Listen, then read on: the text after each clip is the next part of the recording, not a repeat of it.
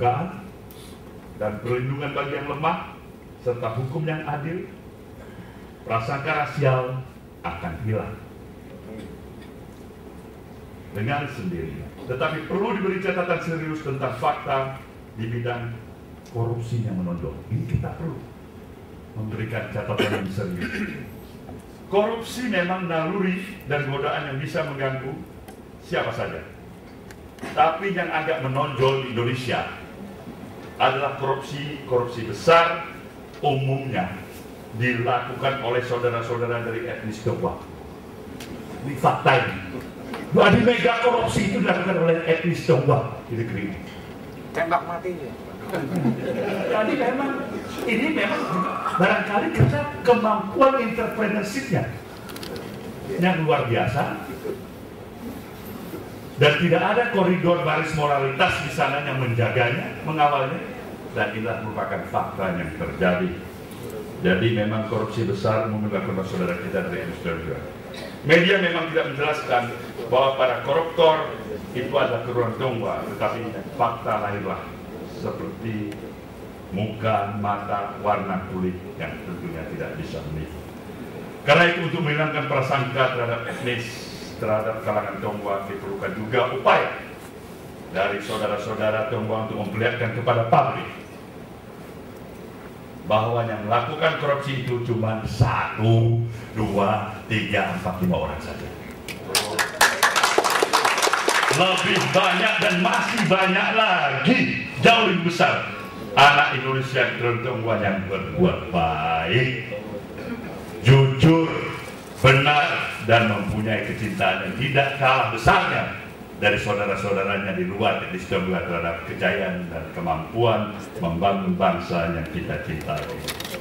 Untuk inilah Bapak, para hadirin yang saya muliakan, saya sekali lagi mengucapkan selamat bagi kita atas upacara renungan seorang patriot Indonesia Sir Chan dalam bedah dunia pada siang hari ini. Semoga ini memberikan inspirasi pada kita semuanya untuk tetap terpanggil hati, semangat, dan jiwa kita membangun bangsa dan negara yang kita miliki saat ini. Indonesia lebih jaya hari ini dan ke depan. God bless us. Terima kasih.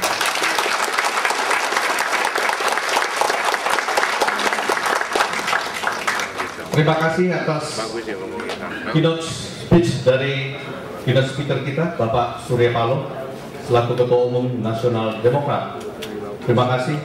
Sambutan yang begitu baik dan sangat menggugah. Sungguh Pak, Bapak itu termasuk idola saya Pak. Dan selanjutnya pada pagi hari ini, sebelum saya mempersilahkan moderator kita untuk naik ke atas pentas ini, buku yang setebal 500 halaman lebih ini sangat luar biasa sekali. Dalam hari ini perlu 2 sesi untuk membedahnya. Tidak cukup 1 pagi hari, perlu untuk siang hari lagi. Jadi kalau seumpamanya pagi hari kita bedahnya mungkin sebagian, nah sorenya kita bedah lagi. Demikian juga pada pagi hari ini, para pembicara-pembicara itu telah kita undang yang sangat berkompeten di dalam bidangnya. Pertama-tama, baiklah, saya undang. Baik, ada sedikit yang tertinggal. Kami harapkan juga penyerahan buku dari editor Bapak Xiao Tiong Jin untuk menyerahkan buku Renungan Seorang Patriot ini kepada Bapak Surya Paloh. Kami persilakan.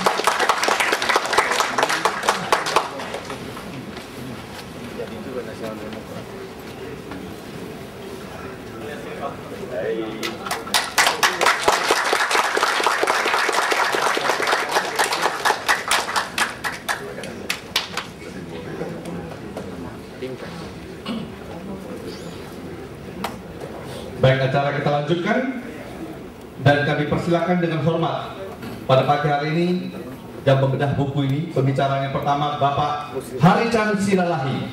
Kami sudah persilakan untuk mengambil tempat di depan Pak. Yaitu sinolog dari Universitas Indonesia Bapak A. Dahana. Kami persilakan. Dan pada pagi hari ini dialog kita akan dilanjutkan oleh moderator kita Bapak Kristianto Wibisono dari Global Nexus Institute.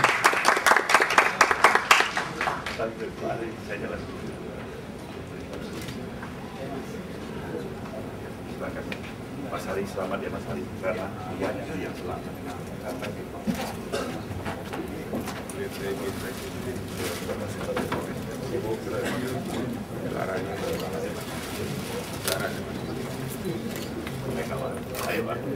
Baik ini.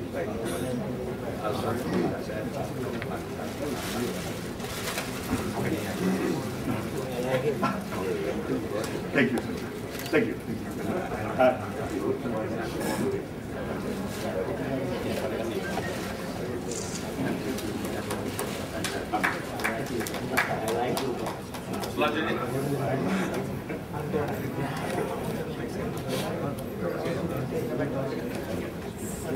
Selanjutnya acara ini baik semuanya, waktu dan tempat kami persilakan kepada moderator Bapak Kristianto Wibisono untuk melanjutkan. Bismillahirrahmanirrahim. Assalamualaikum warahmatullahi wabarakatuh. Selamat pagi dan salam sejahtera. Saya dapat kehormatan untuk berbicara di sini. Tapi Pak Hari tidak melakukan saya, apa saya bisa ngomong tentang Tionghoa.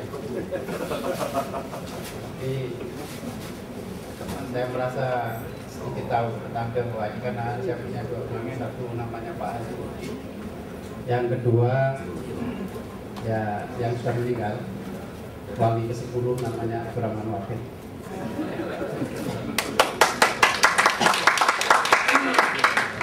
Bahkan sekarang orang banyak melupakan wali yang 1-9 karena tujuan wisata wali sekarang yang paling ramai adalah di Jawa. Saya pernah agak berdebat dengan Gus Dur. Kata Gus Dur, saya tak prihatin dengan kawan-kawan Tionghoa itu. Karena selama ini katanya Gus Dur lalu menjadi objek diskriminasi. Saya bilang, kenapa Gus kan sekarang tidak akan, tapi saya terus terang, saya jujur, saya membaca buku ini senang sekali karena bahasanya populer. Kalau kesimpulan saya bahwa buku ini menggambarkan bagaimana memang tidak gampang gitu loh untuk mengimajinasi menjadi orang Indonesia itu tidak gampang. Jadi walaupun lain di sini ikut berjuang kemerdekaan segala macam, tetapi untuk menjadi seorang Indonesia dari keturunan Tionghoa itu juga ternyata merupakan satu perjuangan dan satu kebiasaan. Yang kedua, saya membaca buku ini.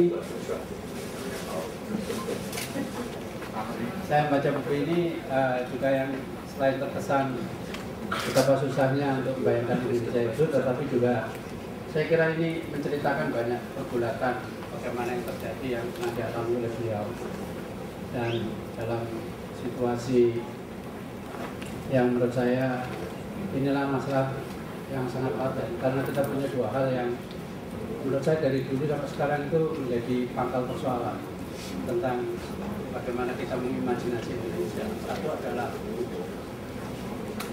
pertama adalah politik aliran menurut saya, yang itu sangat mengganjal sekali.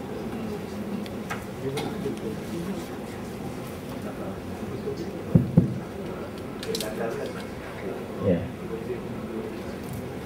Jadi kita punya dua hal yang sampai sekarang menurut saya sangat mengganjal dan itu masih tumbuh dengan kuat. Satu adalah pengaruh politik aliran yang menurut saya politik aliran ini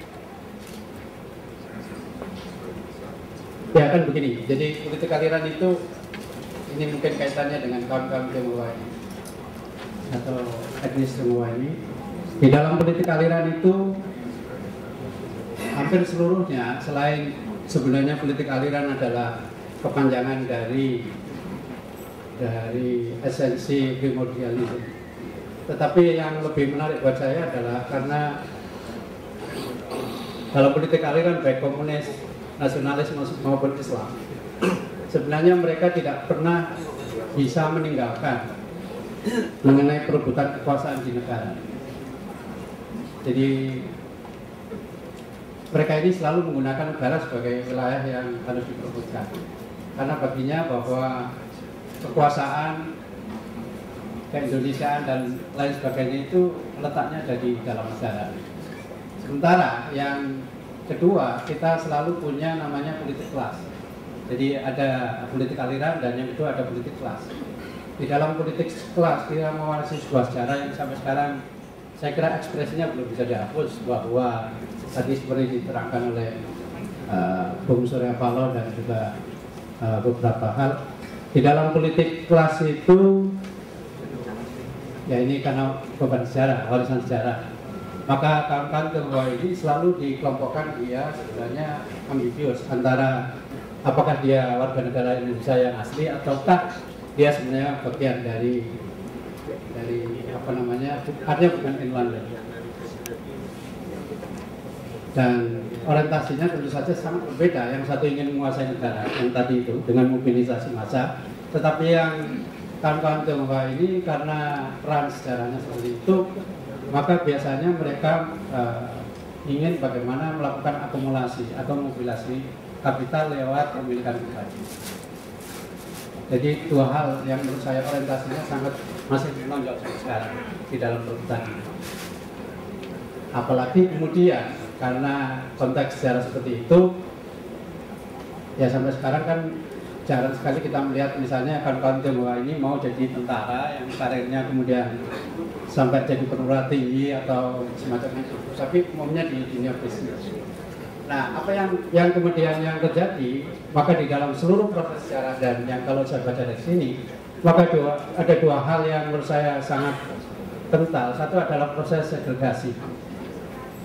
Jadi kawan-kawan Tionghoa ini dianggap, ya begitulah, tinggal saja di pecinan. Kalau sekarang ada pecinan baru yang namanya misalnya kelapa gading atau semacam itu. Jadi di dalam konteks ini maka segregasi itu agak sulit dihilangkan. Dan juga proses asimilasi, karena proses pecinan dan macam-macam ini maka kemudian agak terhalang. Oleh karena itu kan kalau saya baca di buku ini bagaimana Pak Yunus Yahya akhirnya dia berkesimpulan masalah kawan-kawan Tionghoa ini.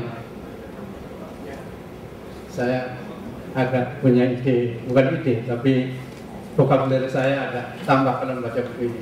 Jadi sekarang saya tahu ada istilah Tionghoa, ada istilah Cina, dan ada istilah yang ketiga ini dari Pak Harijang, namanya Cino. Kalau Tionghoa ini menghormati, kalau Cina itu sedikit menghina, tapi kalau sudah Cino itu berkata.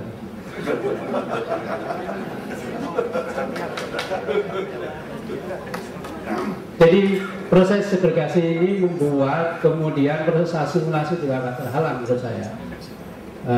Selain banyak faktor-faktor seperti itu. Tapi di dalam buku ini juga menarik bagaimana baik yang peranakan maupun yang toto itu,